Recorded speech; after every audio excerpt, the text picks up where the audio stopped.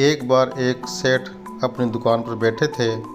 दोपहर का समय था, इसलिए कोई ग्राहक भी नहीं था, तो वो थोड़ा सुस्ताने लगे। इतने में ही एक संत भिक्षक भिक्षा लेने के लिए दुकान पर आ पहुँचे और सेठ जी को आवाज़ लगाई कुछ देने के लिए।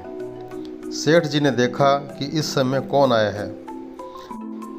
जब उठकर देखा तो एक संत याचना कर रहा था। सेठ बड़ा ही दयालु था। वह तुरंत उठा और दान देने के लिए एक कटोरी चावल बोरी में से निकाला और संत के पास आकर उनको चावल दे दिया। संत ने सेठ जी को बहुत बहुत आशीर्वाद और दुआएं दी। तब सेठ जी ने संत से हाथ जोड़कर बड़े ही विनम्र भाव से कहा कि हे गुरुजन, आपको मेरा प्रणाम।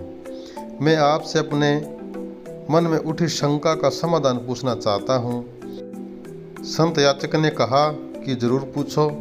तब सेठ जी ने कहा कि लोग आपस में लड़ते क्यों हैं? संत ने सेठ जी के इतना पूछते ही शांत स्वभाव और अपनी वाणी में कहा कि सेठ, मैं तुम्हारे पास भिक्षा लेने के लिए आया हूँ। तुम्हारे इस प्रकार के मूर्खतापूर्वक सवालों का जवाब देने नहीं आया हूँ। इतना संत के मुख से सुनते ही सेठ जी को क्रोध आ गया और मन में सोचने लगा कि यह कैसा घमंडी और असभ्य संत है। ये तो बड़ा ही कृतज्ञ है। एक तरफ मैंने इनको दान दिया और ये मेरे को ही इस प्रकार की बात बोल रहे हैं। इनकी इतनी हिम्मत। और ये सोचकर सेठ जी को बहुत ही गुस्सा आ गया और वो काफ़ी देर तक संत को खरी खोटी सुनाते रहे और जब अपने मन की पूरी भड़ास निकाल चुके तब कुछ शांत हुए।